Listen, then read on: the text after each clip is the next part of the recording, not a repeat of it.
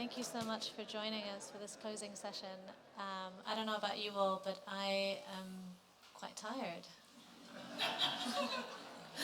Yay! Okay, good.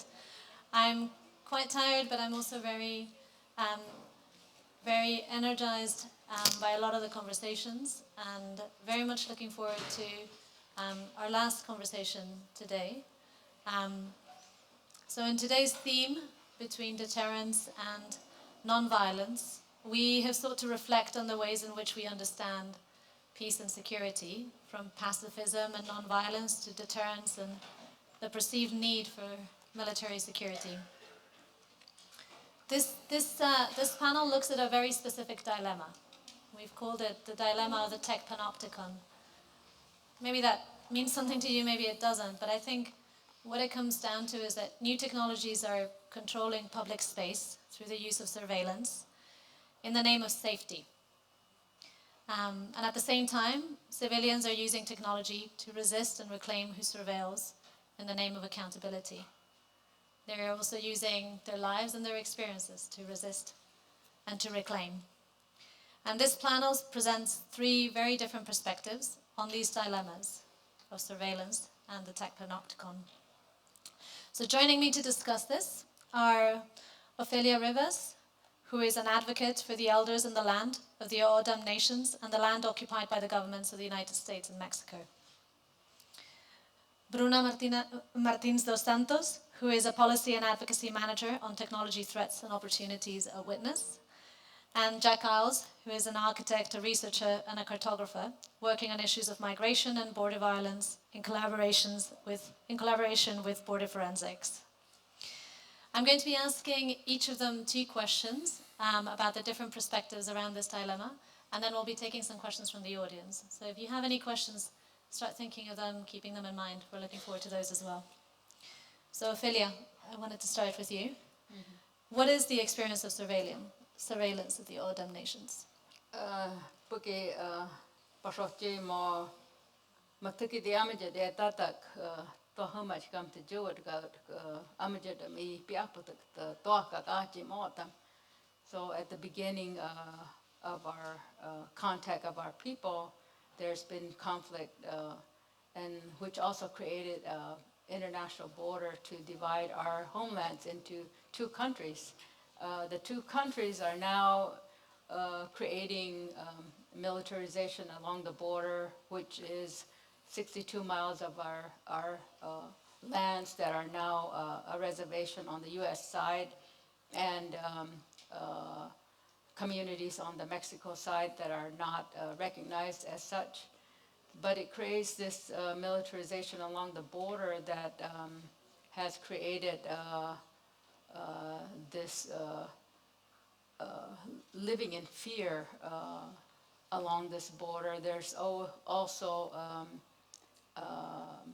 very much enforcement of immigration laws on our people that have suffered not only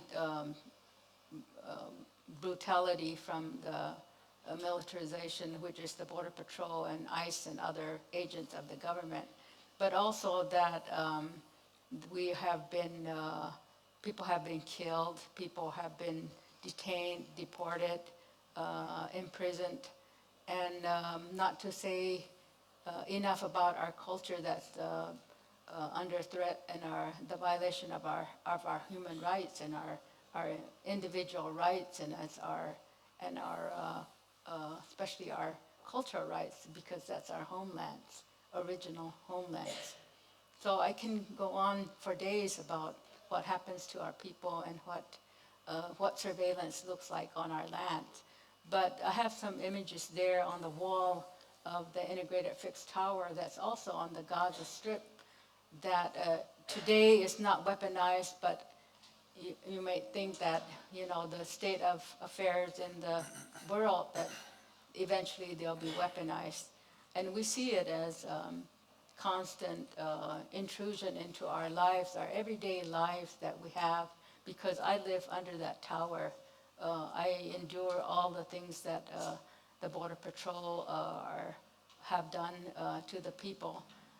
Not only did they put up vehicle border, a vehicle barrier to stop vehicles, our people from crossing two communities just 15 miles or less across the U.S.-Mexico border.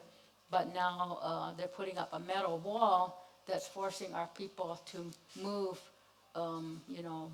hours to get through a port of entry and show proper IDs to cross the border to come to communities for ceremony, for birthing ceremonies, for just for community social interactions and keeping in contact with our people.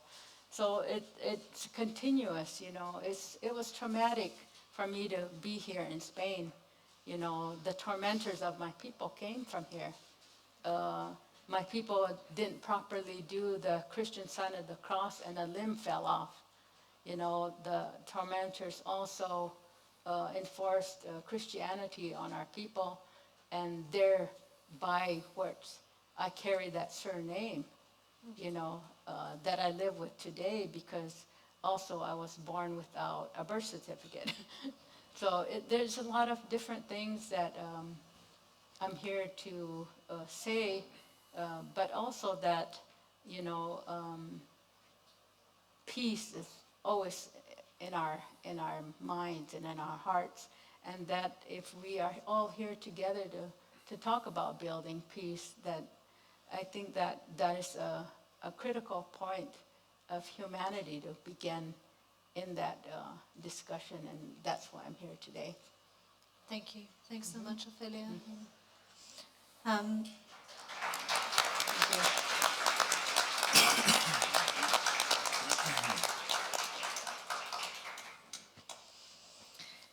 So from this, I'm actually going to move over to Jack for the next question. Ophelia has shared an experience of what living under surveillance looks like, and you look at it from a different perspective. So you have seen how geospatial technology has been used to surveil and control people through the work that you do. So can you tell us a little bit about that? Yeah, definitely. I think that we are dealing with, very much in the work that we do, which is more from an analytical perspective, dealing with numerous different sort of geospatial technologies, and have watched in the last 10 years a kind of very distinct sort of evolution of those technologies, which I guess I'll speak more to. I think that, predominant still is very much the kind of panopticon of aerial surveillance as defined and developed by the kind of military-industrial organization, and this is something that continues to be a sort of central focus when pushing back against and resisting against and thinking critically about forms of state-sponsored surveillance. But what I wanted to talk to more about today was more, I guess, 2 points that our work is looking at, in which geospatial technologies are kind of changing the dynamic, I think. The first is, I guess, the expansion recently of what geospatial information constitutes with the kind of evolution or revolution of biometrics and digital forms of bordering. Now, in today's age, geospatial information is now being paired with how we are using apps, how we were, obligatory systems of inscription that are being imposed by immigration officers, specifically in Europe, but the world over. And this is kind of creating a system in which the kind of pairing of this data is creating a new regime in which geospatial data describes not only where we are and when we are, but who we are, how we are. And I think this is really defining a kind of the new paradigm of the embodied border, right? As in, it's no longer possible to simply cross a border and be kind of freed from that process of bordering, but instead we kind of wear with us and carry with us this embodied border that is kind of embedded in our increasingly expanded digital footprint. So we're doing a lot of work in the context of London and the United Kingdom, looking at ways to kind of push against the new empowered forms of biometric data regulations that they have, that's been sponsored by the Home Office there. And I think on the other end of the spectrum, we've been seeing something that's kind of quite different, or at least unique in some ways, is the use of surveillance technologies and geospatial data to precisely unwitness events or remove the presence of governmental officials from acts of state violence. And I think the example that we are kind of focusing on is in the context of the central Mediterranean. So there was a time not so long ago in which EU NAVFORMED and various different European naval forces were quite literally involved in search and rescue operations in the context of the central Mediterranean, which was of course obliging them to take back basically migrants in distress to European soil. And now there has been this insurgence of the use of drone surveillance, satellite data, other forms of Earth observation technologies and remote sensing to precisely take their vessels out of the water, to remove them from having the obligation as dictated by international law to provide assistance to migrant vessels in distress, and instead orchestrate a system of surveillance which is conducted at a distance from afar. And this is, of course, enabling them to pass data on instead to organizations such as the so-called Libyan Coast Guard, who then, are involved in various pushbacks, pullbacks, and widespread human rights violations. So I think that there's both this kind of spectrum of an amplification of what is constituted now by geospatial data, and also a re-engineering of that very data in order to provide geospatial distance between the perpetrators of state violence and the victims. Thank you for explaining that, and I think, Jack, what you are telling us in some ways is you're unpacking some of the technology of the kind of towers that Ophelia is living under, right? So when you described that the capabilities of the different technologies of the tracing and the carrying of the border within, you're also describing basically from a technical perspective that experience. So I think I want to turn to you now, Bruna, for a slightly different perspective on that. In your experience, we've heard a little bit from Jack on how state surveillance is changing, but I know that you're watching out for a few other things, maybe more related also to the use of artificial intelligence. So if you could share a little bit with us about that. Thank you. Thank you, sir. Okay. Well, very nice to be at this panel. Very, very nice to see a full room and the last panel of the day. So kudos to build up your peace conference for the room. It would be a mistake not to start this conversation without saying that any talks about technology need to acknowledge that this is about power. This is about perpetrating structures of power, like from the north towards the global majority. And a lot of this conversation is really about, benefiting certain groups of people, what was referred yesterday as the tech bros, or, also benefiting a lot of those more rich masses and so on. I'm Brazilian. I worked a couple of years on surveillance topics a couple of years ago, and I think that over the pandemic, I'll start with the pandemic maybe. I think that's a really good example in where we see the change of paradigm between what we saw before as something that was targeted towards certain citizens and a massification of surveillance technologies. And this is probably or most likely a result of a certain series of things. The first one is commercialization of surveillance, like with states like Israel or many other states in the world offering and creating surveillance technologies. There is a certain level of banalization of the use of those tools in a way that we didn't really see before. We saw some actions, maybe, Germany is very famous for the use of surveillance technologies on journalists a couple of years ago. Across the years in Latin America, we also saw a lot of targeting of activists in the Amazon or some things like that, but we do live a different moment like that right now that is facilitated by the existence of technologies, commercialization of surveillance, and also the massive collection of data that's performed not only by states, but also by private companies. And the final moment that is these two groups of actors meeting together, right, and coming up to these public-private partnerships that allow for the transfer of data without safeguards, without, any sort of concerns or capacity building in terms of what governments should actually do with all the information they have about ourselves and how they should move on from that, right? I think when we look into the AI landscape, AI kind of offers, not kind of, but does offer like uncountable, experiences and ways of making the situation even worse. The first one is the potential for processing data. We're talking about much bigger scales and much bigger spaces for processing that.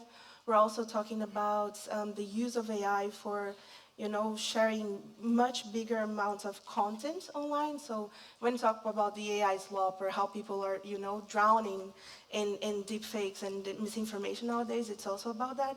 And last but not least, the extent of AI that allows for all of this content to arrive at the people that need to be manipulated and that need to see these types of like counter narratives and stuff like that. And maybe just to wrap up this, I'll just say two examples. Like India, not only I state for like some of its surveillance practices. I'm sure a lot of us have heard about the Aadhaar case, like for social insurance and social security that was later transformed into a surveillance kind of system.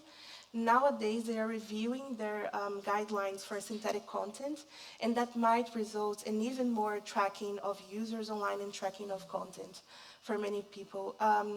And second, both my colleagues at Witness, Sam Gregory and Massa, they wrote an article about how disinformation was being used targeting Iranians during the attacks by the state of Israel, and how that's allowed for people to be even more confused about the situation, when to evacuate, and how we live in this context where visual truth is not only cracked, but it's under a lot of questionings. So maybe I'll stop here and then we can continue the conversation. So that's quite an unraveling of this issue of surveillance in the different ways that that is showing up. And Bruno, I thought it was really interesting how you also connected it to the way that content is being targeted towards people and how it actually flows into some of the other issues that we've talked about here in terms of influence and manipulation, etc. So that's what we're talking about. But then there's also some things that we can do to push back against this power, as you call it, so not just the technology, but against the power dynamics that are coming up through this.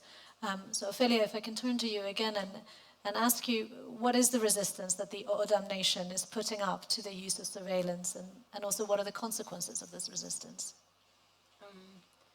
Surveillance really it criminalizes our people by giving that idea that you are a criminal and that you are constantly monitored, and that the people are feeling that they have done something wrong. So, and in some instances, people have said, well, why don't you build a wall, to block their surveillance? And I would say, well, I'm not a criminal. Why should I feel like I'm a criminal? I'm not a criminal. Our people are not criminals. And I think that the basic idea of resistance is just to try to remain who we are and be strong in who we are. There's really, in the land of the federal government in the United States, they have eminent domain over any part of what they do. So you're led to believe that either you comply or you face the consequences. And as you saw in time, that all the people especially the poor people of the United States, certainly face the consequences when they didn't have enough food, they don't have no medical care, and in the shutdown of the American government system.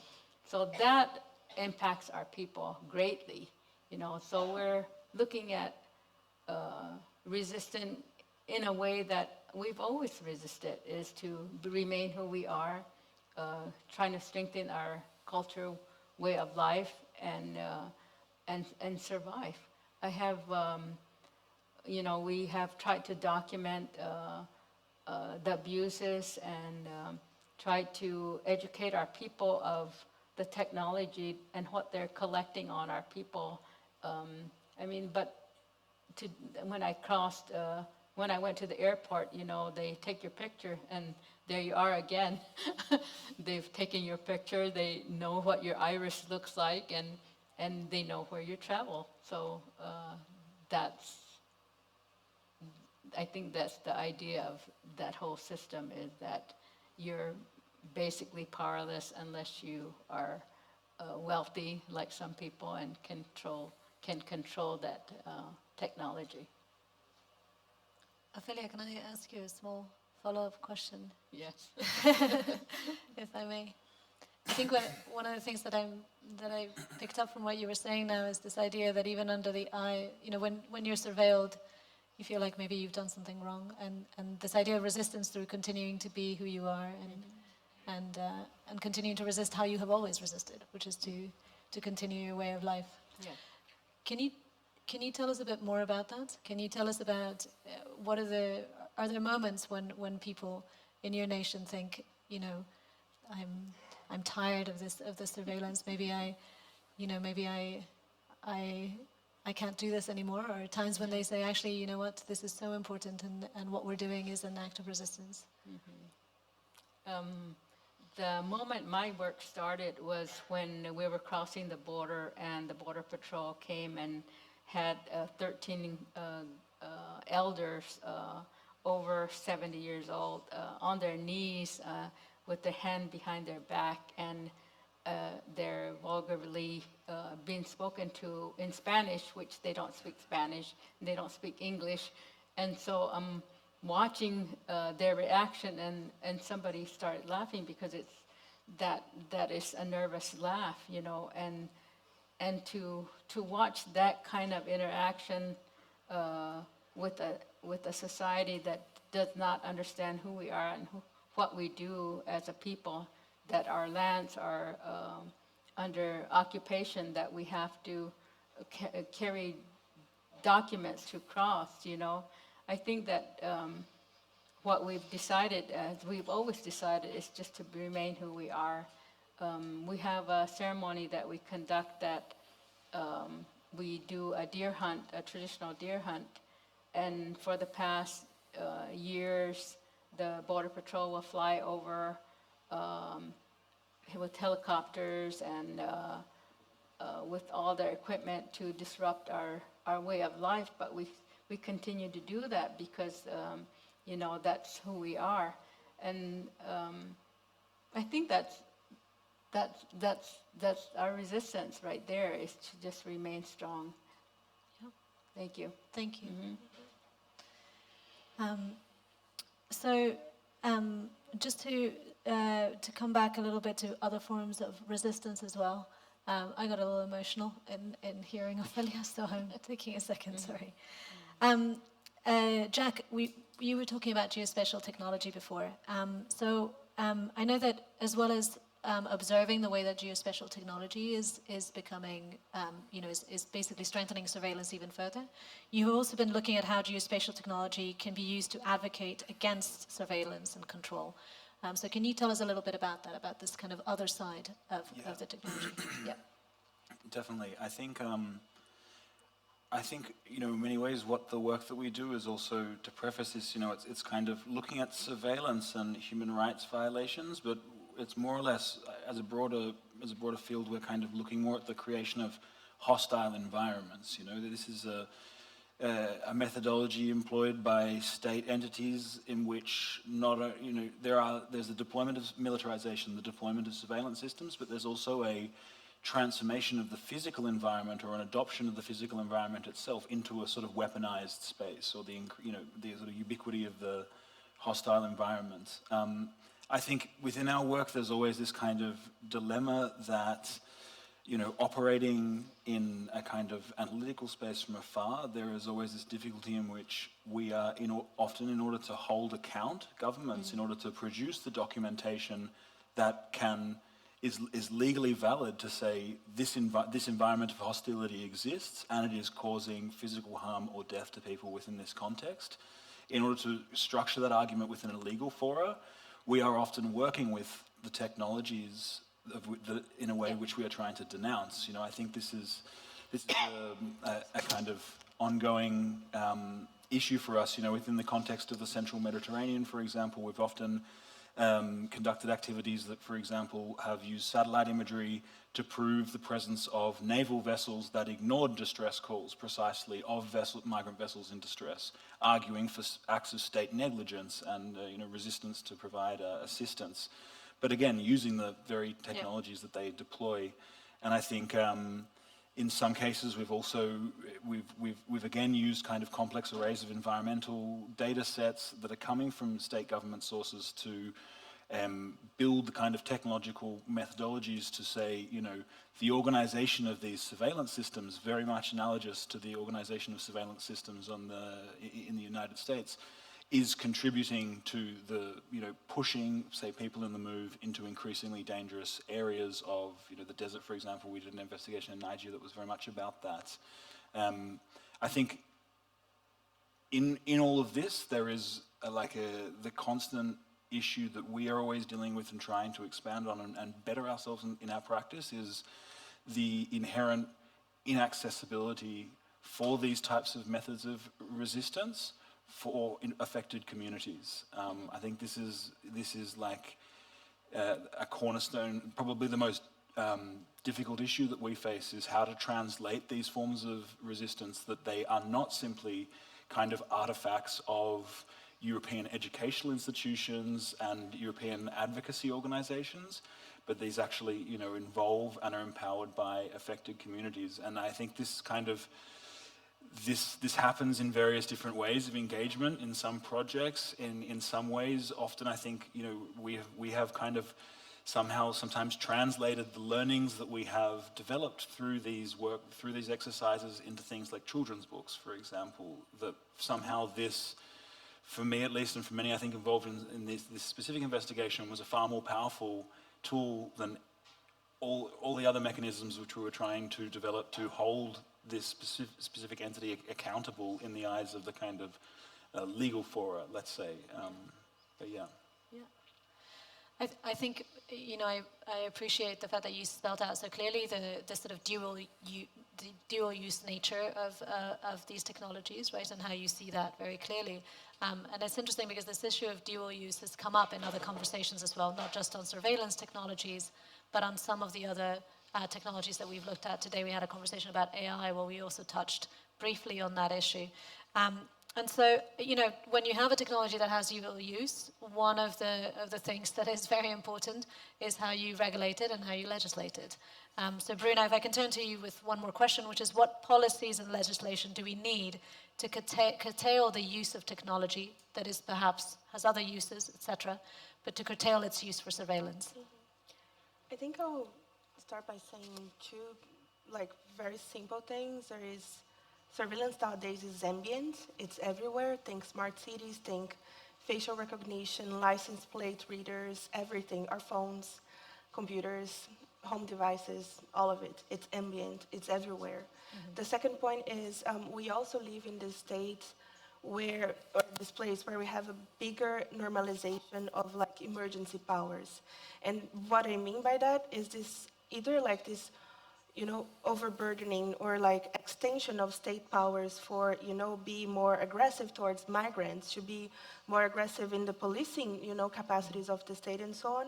And the reason why I'm mentioning that is because I think that surveillance is not a technical issue, it's a purely democratical one. And in order for it to be curtailed or solved or even limited a little bit, we do need to work a little bit better in policies that have, you know, human rights and privacy at the very core of it, in a moment where we have, you know, much bigger power towards private companies, so it's already a complicated thing.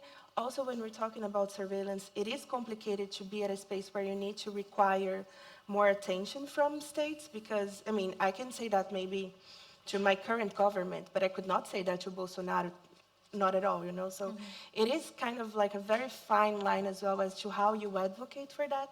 But in the general sense, I would say that it's important to advocate for data privacy and very clear guidelines on how to protect, how to process, and how to deal with all of that. And even more so now in the age of AI, where algorithms and how all of those LLMs and systems will evolve, they will become new layers of problems where, you know, deepfakes and spaces and tools like Sora 2, the OpenAI visual timeline that replicates likeness and, you know, shows Sam Altman stealing processors from targets. It is a space where we need to you know, control and think about solutions for that. But again, it's a complicated space when we talk about states. I think last but not least, I would mention also strategic litigation. Like, Many nations in Latin America have been investing a lot of money and a lot of capacity in strategic litigation, as like taking some of those cases to the Inter-American Court of Human Rights, to our Brazilian Supreme Court, and just so in trying to advocate, to create the jurisprudence, and try to make policymakers think more clearly about those things. Like one very famous case in Brazil was the use of geospatial technologies during the COVID pandemic to track, how people travel between places.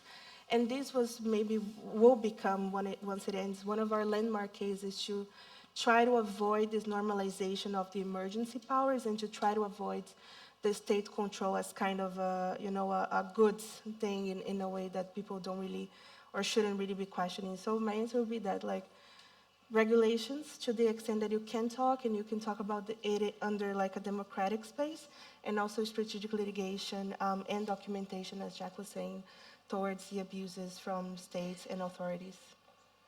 Thank you so much. Thanks to all three of you for everything you shared already. I think there's a real, whenever I think about some of the work that we do using data and watching things and trying to report on things, I often find myself thinking, how close are we walking to surveillance? And who is watching, and who is this making safe, and who is this making them feel watched, and therefore experiencing this kind of watchful eye that can also turn to why are you watching? What is this turning me into? What kind of a subject? It's definitely something that comes up, not just in the kind of direct surveillance that you're talking about, but I think in a lot of the work that a lot of us do using data. So that's my personal reflection, and with that, I would love to open it up to all of you for questions. I think what I'm going to do is I'm going to take 3 questions, and then we'll bring it back to the speakers. So yeah, any questions? There should be a roving mic. Yes, there's a roving mic.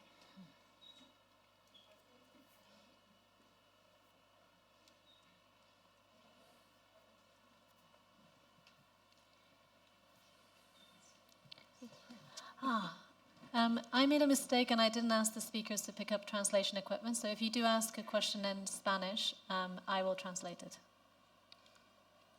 I will not manage to ask the question in Spanish, so...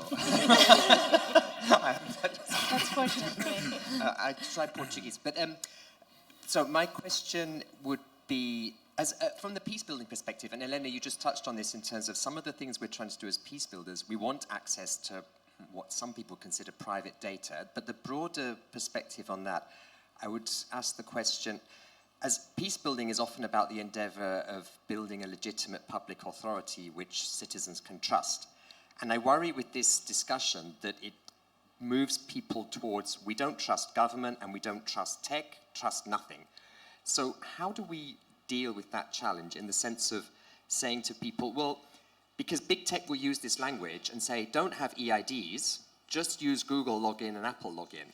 I would much prefer to have a Portuguese EID and the European EID initiative and log in with my EID than be logging in with Google. And I just like some reflection on that, and how do we strike that balance, and trust in legitimate public authority should be fostered and not undermined, which I'm sure isn't what you're attempting to do, but that would be my question. Thank you. We're going to take a couple more before coming back.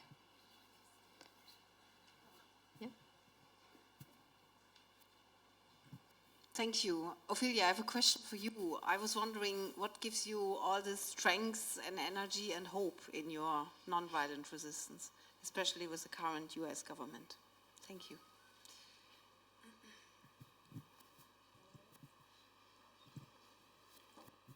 Thank you so much for an incredible panel. I have a question, probably mostly to Jack, because it's something that you said around the tools you use to kind of,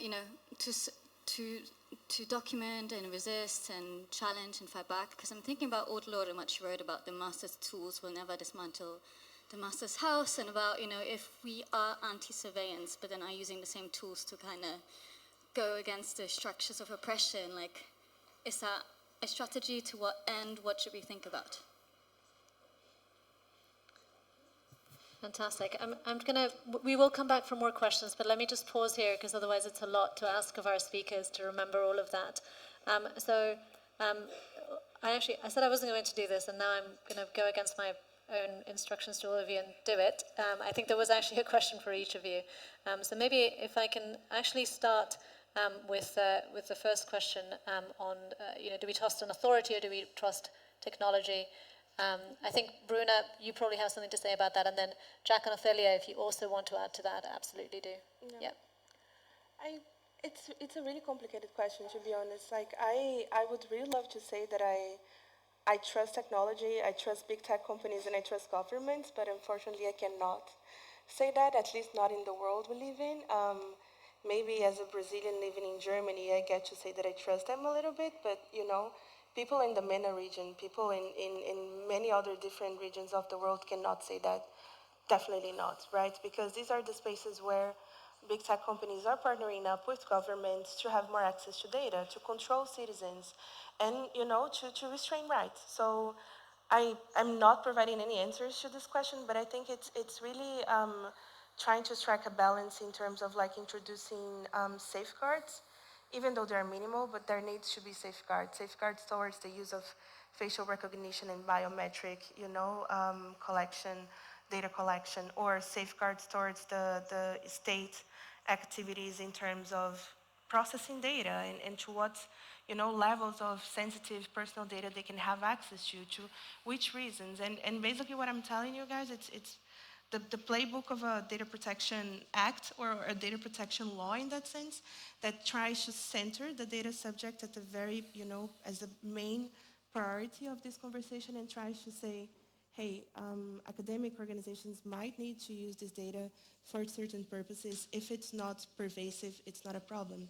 Governments, they need to use the data to, provide services. If it's also not pervasive, it's not a problem. But unfortunately, I think the balance is not in trying to trust these organizations, but the balance is more on the side of these actors, both private sector and governments, in to try to curtail their own activities and not to go overboard in what they do and the reasons why they process data for it. So safeguards and guardrails is what you're saying. So Ophelia, I'm hearing you already. So do you want to say something about that? And perhaps if you might also want to address the question that was addressed directly to you about strength and hope and resistance. Well, all these hundreds of years of the United States government and the government of Mexico, it's very hard for indigenous people to trust any part of that. And even though our young people are all engaged in the new technology, it's very difficult to say, but we do need to find some advocacy to somebody to advocate for us to kind of curtail the amount of data that's been in access being used, especially against individuals or indigenous peoples and people that are minorities, and we see that all the time, that kind of access is very extreme. So if there was some kind of a limit to that, that would be what I would say is we need to advocate for that certain limit of how much access of that data, that especially personal data that people can use. And as far as the strength of why I'm here and continue to do the work, it's a matter of survival, I guess. It's really a matter of survival for my people, that we continue to advocate for our rights, cultural rights and human rights, although that there's so many violations against our people and all indigenous people, not just in the United States, but all over the world. And just being here even inspires me, to what I can bring home and say, these women that I met, were so strong, in the pursuit of peace for the world, and that gives me strength. So thank you for that question. Thank you. Jack, to turn to the last question to you. You were asked another question about dual use and dual use of tools and how you how you square that. I'm going to make it harder for you. Yeah. I'm also going to talk, because you thought that wasn't hard enough already. Would you also be willing to address the dual use of data, which I think is a little bit what Bruno was touching on, and certainly something that I think we grapple with as well in the peace-building community? Yeah, definitely. And I think the two questions relating to trust and the dual use are kind of somewhat related in that I think, there is a dimension to the work we do that is kind of taking technologies which are used to sow mistrust or distrust in migration, for migrant people on the move, for example, and we kind of reverse engineer those technologies in a way to sow mistrust against the organizations perpetrating this this type of violence. And this is, I think this is most definitely difficult. I think that the conception of it that we have it more or less in our work, I think, is that right now, in the current political climate, let's say, of mistrust, we are often working, unfortunately, in terms of holding organizations accountable for their actions. But there is a kind of, embedded within this, I think there is a view for a kind of democratization of trust or surveillance in a way that I think any government organization enacting any form of surveillance onto a community there should be a systemic oversight of that very organization, be it a government or a private organization, and that oversight should be democratized in a way that it can be affected by affected communities.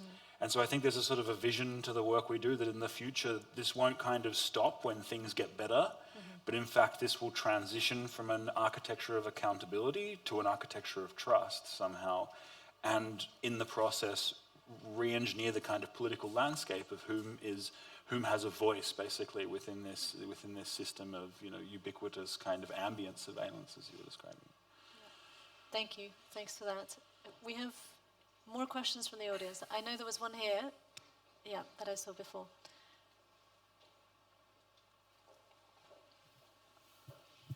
Just really quick, would it help to move the border? Would it help to move the border? That was the question. Okay. Well, we're going to take two more.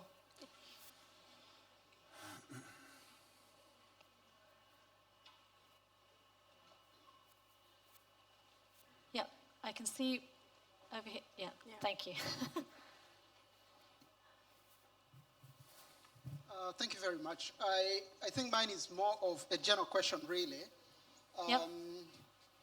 And it goes to the organizations working on peace and all these topics, but also policymakers who may be in the room, because I get confronted with the dilemma of how do we manage to achieve digital integrity while addressing global inequalities.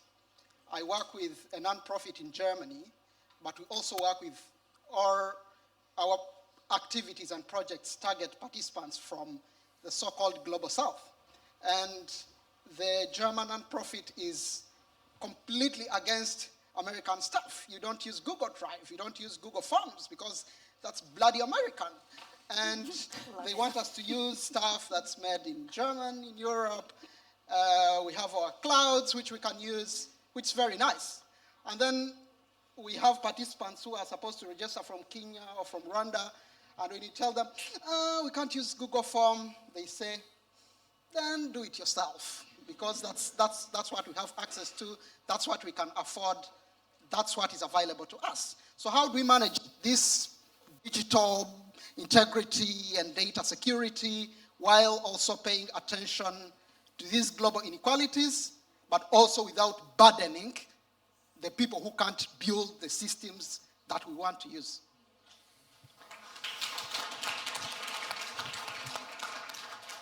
Yeah, perfect. Yes, I just, in ways, wanted to push a bit on the democratization of the surveillance. It seems to me that really very, very few companies are holding really massive amounts of data across health, policing security, and we don't really have any way at all of understanding whether those are firewalled from each other and what the methods are that they're using.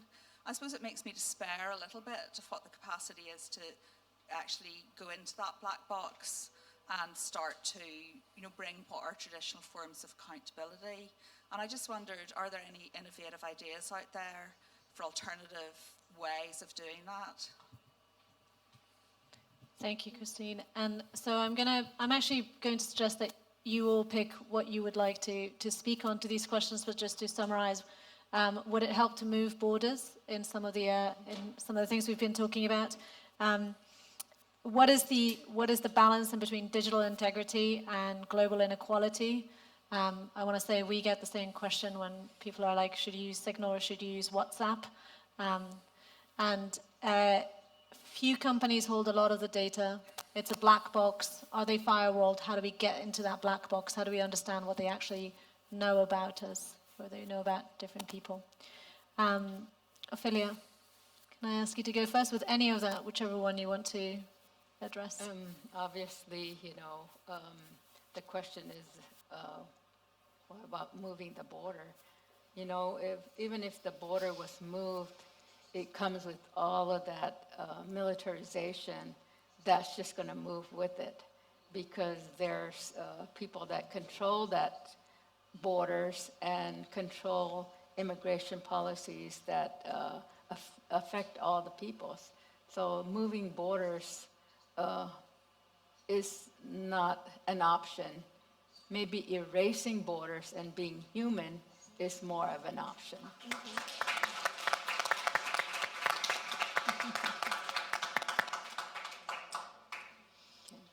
Bruno, would you like to go next? Yeah, I'm still reflecting on the question on the global majority. I think maybe I'll start with the same idea that it's impossible to go forward in a more equitable way if we don't have, women, queer community, other minorities joining the development of those technologies, right? We're not just talking about dominance of certain actors, but we're also talking about the development of it.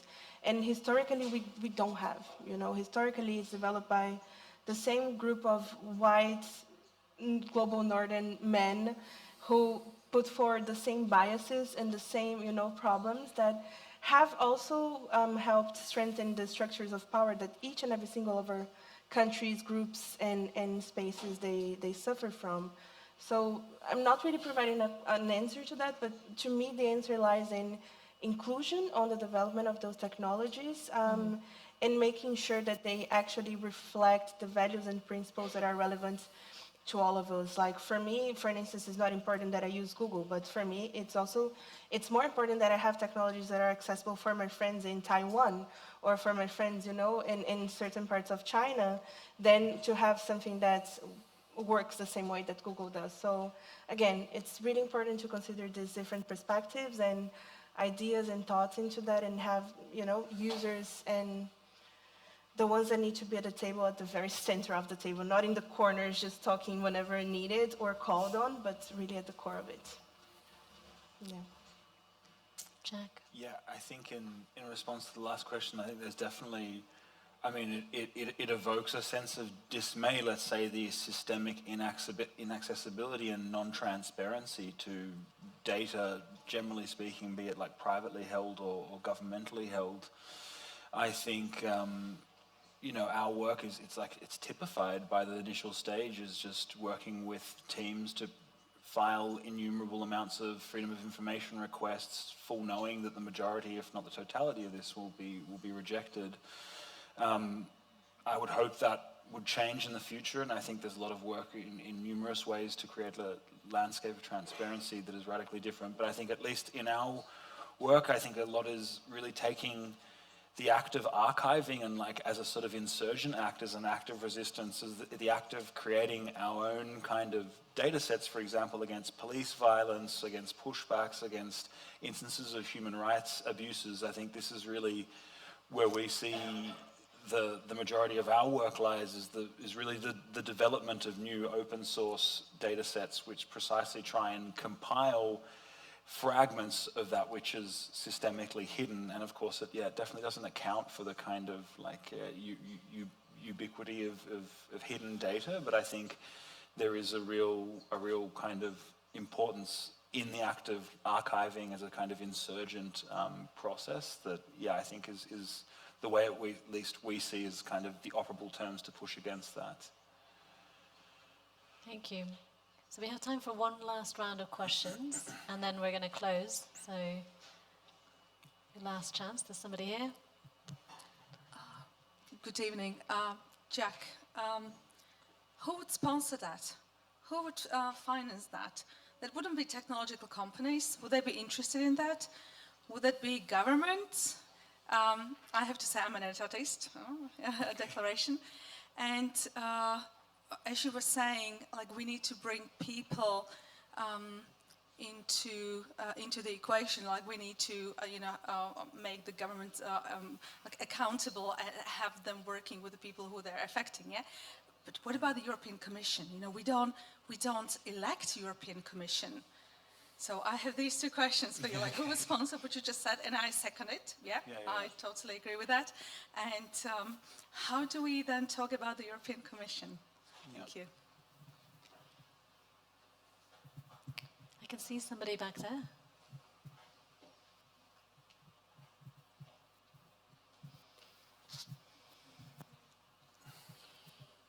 I'll do it in Spanish and she translates. And I will translate. Yeah, thank you.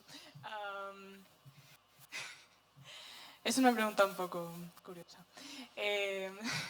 Parte de mi coherencia personal y de mi modo de ver la ética pasa por lo local, ¿no?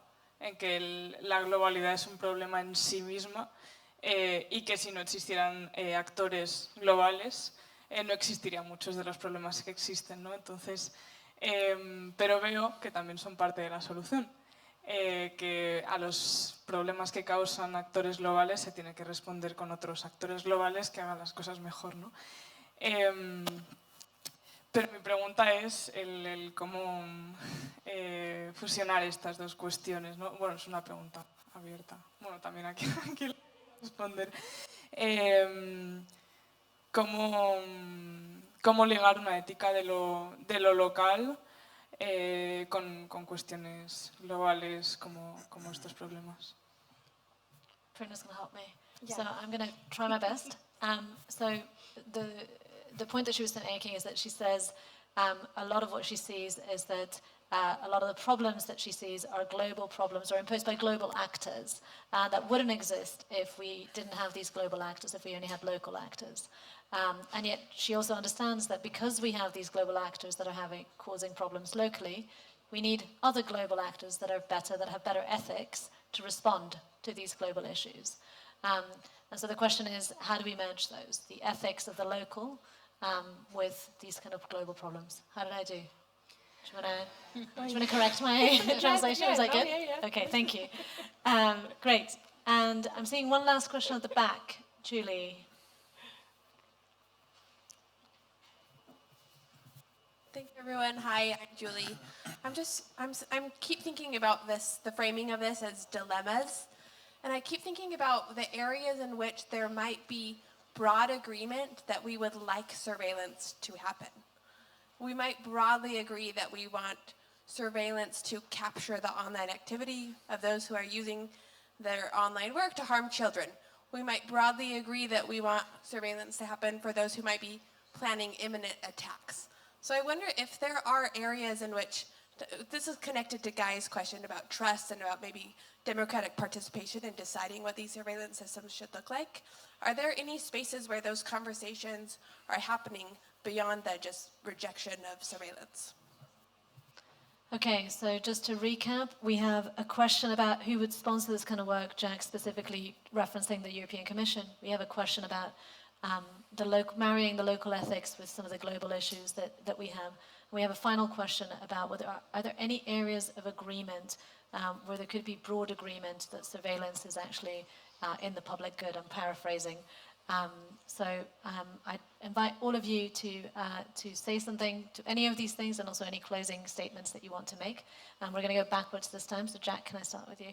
Okay, yeah, in answer to your first question regarding the funding, I mean, yeah, it's definitely, as I'm sure many people in the room are as well now, the funding landscape has become increasingly difficult in the recent, last 2 years, and I think that already before then there was this, dilemma of, accepting kind of, effectively asking funds. A lot of our work is, for example, funded by the European Union or the Rosa Luxemburg Foundation, and this is effectively money tied to European states that are in some ways giving funds to projects which then inherently criticize the European Union's modus operandi. And ironically enough, I'm an architect. We work with a lot of designers, a lot of architects, a lot of people in the creative kind of profession, alongside environmental scientists, social scientists as well. But I think sometimes we're kind of almost selling ourselves more as, it's difficult to get funding sometimes for these type of projects legitimately in a social science space. But then all of a sudden, if it's an art exhibition, that kind of work becomes somewhat valid, or it's treated in a less serious, less kind of volatile way. There's a more kind of, from a governmental perspective, there's this kind of, you must fund the arts, and the arts is going to be reactionary, and this is a somewhat kind of assumed modus operandi. So I think we kind of work a little bit in that space of trying to co-opt a little bit an approach to the creative arts, and then kind of try and worm our way back into sort of legal fora and spaces of kind of more legitimate accountability in the eyes of the government. I think also in terms of I guess this also links a little bit to the final question about kind of spaces of agreement and so forth. I mean, definitely, I think when dealing, perhaps one thing that at least in recent years, I'm not sure if this is really the case anymore, but there was, of course, there was previously to a certain degree a kind of consensus around the systemic issues of, for example, environmental degradation for all, members of the community. Unfortunately, this consensus is rapidly deteriorating. But a lot of the times we have tried to exactly kind of embed issues of ecology, kind of moving into the field of political ecology and trying to sort of paint these projects as not just projects that are dealing with sort of surveillance, but are also looking at kind of environmental degradation as a process of state-sponsored violence and so forth. And I think this is a space that at least there was and is a possibility for a kind of wider spectrum of agreement, I think, at least in our experience. Thank you. I would just jump in from the EU perspective. I think there's so many things to correct about the EU. I would first like for them to correct their position on data protection and all the omnibus that might result in many sad things for us in terms of privacy and AI governance. So that's the only thing I'll say about the EU as a Brazilian. So that makes a lot of sense. About the local to global, I think Witness has been my first experience in a big global organization. I've always worked in either regional or national Brazilian organizations, and it's indeed a challenge to try to translate and to elevate the issues that happen in our local realities to an international kind of audience, and try to escalate why does it matter, I remember when Bolsonaro was the president and we were trying to escalate all the abuses that were going on, and people would be like, well, but that's kind of Latin America. And I'm like, no, destroying the rule of law, it's not kind of Latin America. It's something that just shouldn't exist regardless of the region of the world. So maybe just to say that the way we have been working at Witness is that the local feeds the global, and we have been hosting consultations in Latin America, in Brazil, in certain regions of the African countries and so on, in order to help guide our policies. And then one of our projects is called Fortifying Community Truth. We just had a workshop in Kenya, talking to the local communities and trying to discuss, the challenges into verifying news, into trying to tackle disinformation, and how activists should deal with that. So I really think that, especially working in a global environment, we should always really be guided by the local experiences and the first-hand one. There's no way the peace building or the human rights spaces will go forward without the experiences of the frontline defenders, the journalists, and the activists and everyone that's on the table. And maybe I'll just stop by saying that today is a very happy day for us, that Bolsonaro was finally arrested. So, yeah. I just didn't want to go down without saying that. So yes. Thank you for sharing that and reminding us of that. Ophelia. Well, I'm sitting here thinking that there is no human dignity in surveillance. We have our universities receiving, massive funding for development of surveillance that are being used on my people. I'm just a grandmother cultivating our traditional seeds, but I'm under surveillance.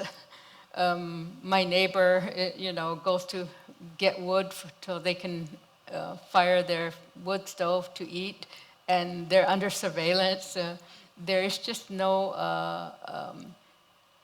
answer to that and no response to them, other than, there is no dignity in, this surveillance technology that continues to, just overextend in our lives. And I do use a phone, Thank you. Thank you. Thank you very much for everything that you've shared and that you've taken the time to share with us today. That is the end of the day today. I think we have Chema who will come and give us some more announcements. But before that, can you please give this panel a big round of applause?